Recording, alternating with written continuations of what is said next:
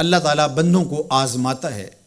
پرکھ کرتا ہے، امتحان لیتا ہے، طرح طرح کی نعمتوں سے اسے مالا مال کرتا ہے، کاروبار وسیع ہو جاتا ہے، اس کے لیے دولت کے انبار لگ جاتے ہیں، دنیاوی مال و اسباب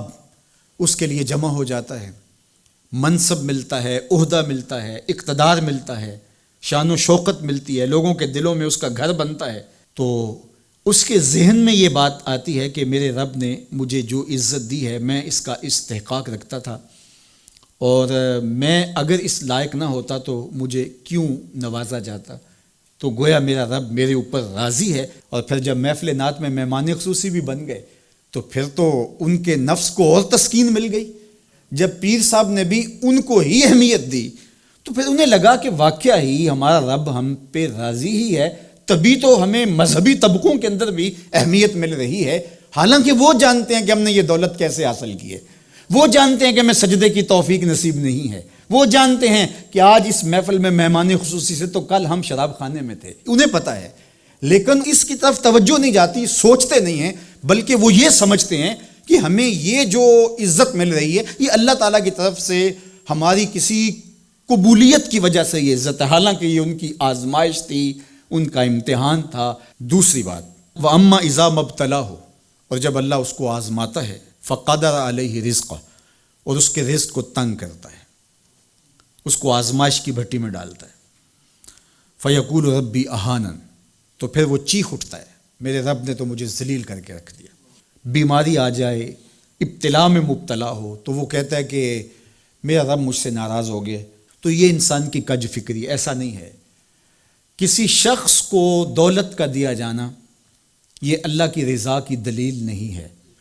اور کسی شخص کو غربت کے امتحان میں ڈالا جانا یہ اللہ کی ناراضگی کی دلیل نہیں ہے۔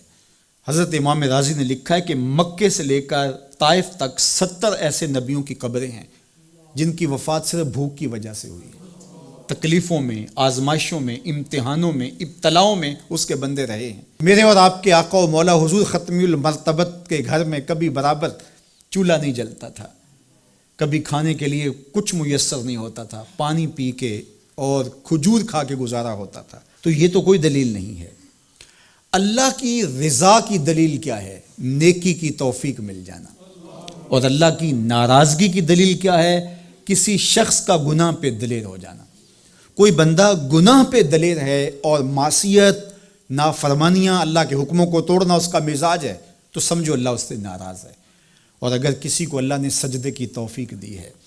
کسی کو اللہ نے اپنے راستے میں خلوص کے ساتھ خرچ کرنے کی توفیقات عطا کی ہیں،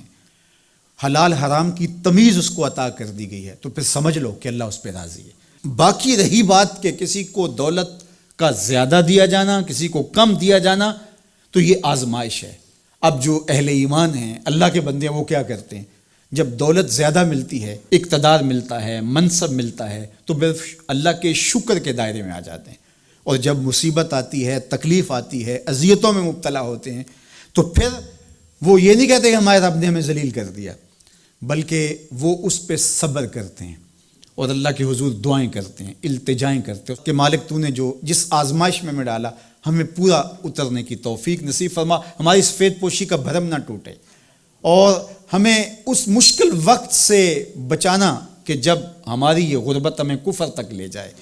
اور جب ان کو دولت مندی دی جاتی ہے تو وہ ڈرتے ہیں کہ اللہ ایسا نہ ہو کہ یہ دولت ہمیں فرعون بنا دے، یہ دولت ہمیں نمرود بنا دے، ہمارے اندر بخل پیدا ہو، تکبر پیدا ہو، ہمارے اندر غرور پیدا ہو، تو وہ اس حالت کے اندر اللہ تعالیٰ کا شکر یا دوسری حالت میں اللہ کے حضور صبر کی توفیق مانگتے ہیں اور صبر کے ساتھ اپنی زندگی گزارتے ہیں۔